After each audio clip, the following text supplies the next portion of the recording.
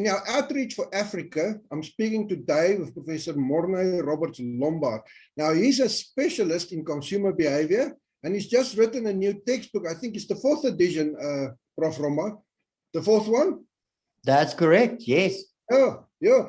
And I'm specifically going to speak to him today about the changing role of women in the South African economy. Now, I just want to state one thing. I could not find specific figures, but we must also remember that a lot of women that originate from Africa are also being taken up in the middle class of South Africa.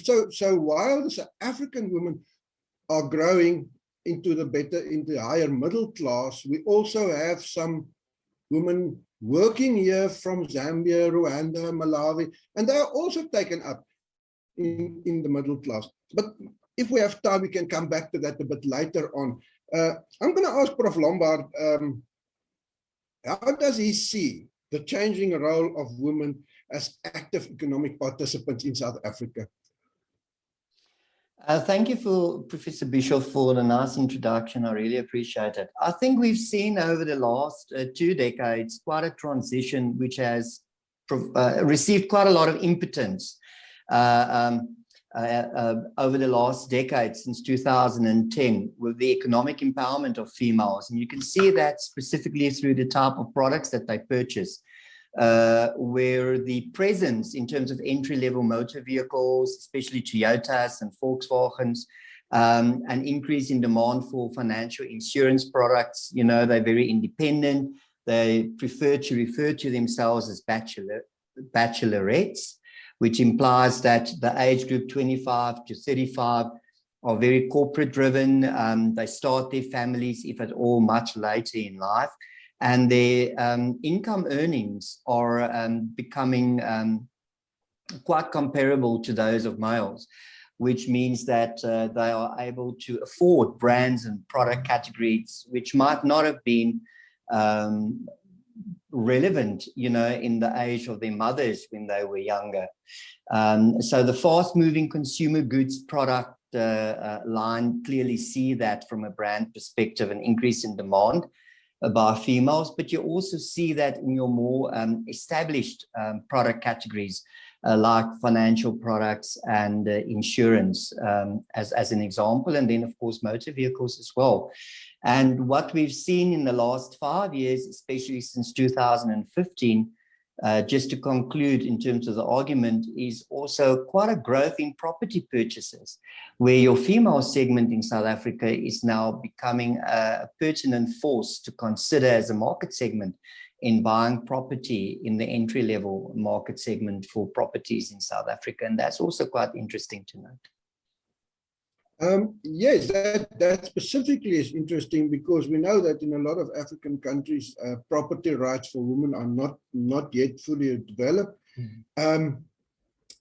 So from your point of view, the female perspective and the other economic products, are they actually now shifting to higher order products rather than the original products they buy? Do you see a specific shift or trend in the female consumer? Well, for sure. I think the increased disposable income that's available to females gives them that extra edge to also purchase products that they necessarily didn't think it was necessary, because there were other factors for that. They most probably didn't earn enough, or they had a partner in their life that were taking responsibility for financial insurance and motor vehicles, for example. But surely there's a shift towards independence, a shift towards more specific independent spending, towards product categories which are standing out. If you look at the last 5 years, very clearly financial products, which includes insurance and banking, property purchases, entry-level motor vehicle purchases, and the other two that are still very traditional and really growing strongly as well are beauty products, and then of course also your clothing brands, which are very strongly dominated by female buyers in the retail industry. Now, Prof, that's an interesting one. Can you elaborate for us a bit on the personal grooming? You've touched on makeup and so on, and clothing and brands and so on, but this aspect of personal grooming, can you elaborate a bit on that for us? Yeah, for sure. I think because women are also moving into the corporate sphere, especially in South Africa, and of interest, just to share with you as well, is that Southern Africa has got the strongest percentage of economic active females in Africa, with the lowest percentage being in North Africa. And that is based on a 2018 United Nations report, which shows that Southern Africa, countries like Botswana, South Africa, Namibia, and Angola also coming to the fore, are quite active in driving female empowerment, especially through economic actions and employment opportunities. But to come back to your question around the personal grooming, I think, you know, it's not just about looking good and taking care of yourself because, you know, there's a social responsibility towards it, but because you're now actively involved in a corporate environment, the presence that you are reflecting is also the personal brand that you are driving.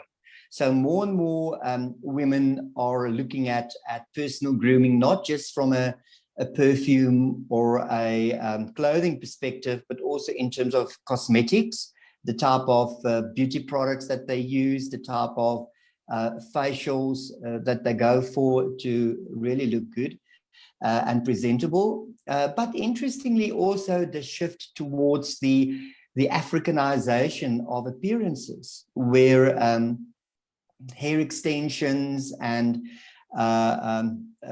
braiding are becoming very pertinent in a specific segment group of females that drives their personal branding and their pride to be African as well.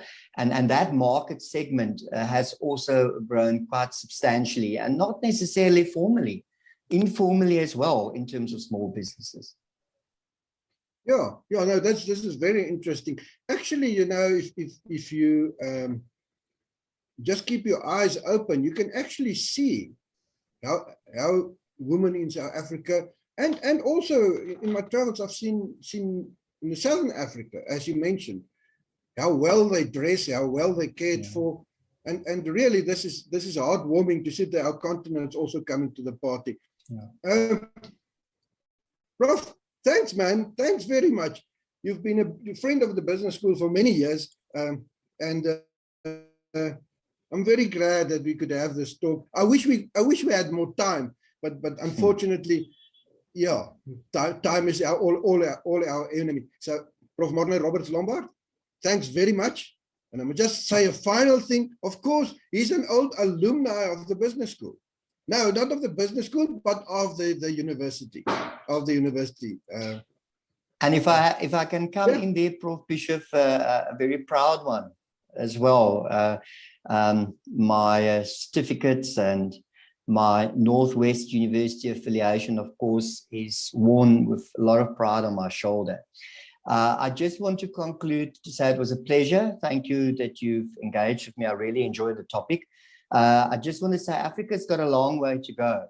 Don't make a mistake. The United Nations will clearly illustrate that. But Southern Africa has shown the rest of Africa, you know, what we can achieve economically through female empowerment in most of the countries in the region. And that makes me very glad that we are taking the front runner approach towards getting the economic activities going, for not just based on gender, but also based on skills and sharing of those skills irrespective of where you come from or what your gender is. Thanks very much. Enjoy your afternoon. Thanks, Mornay. Enjoy. Thank you. Keep well.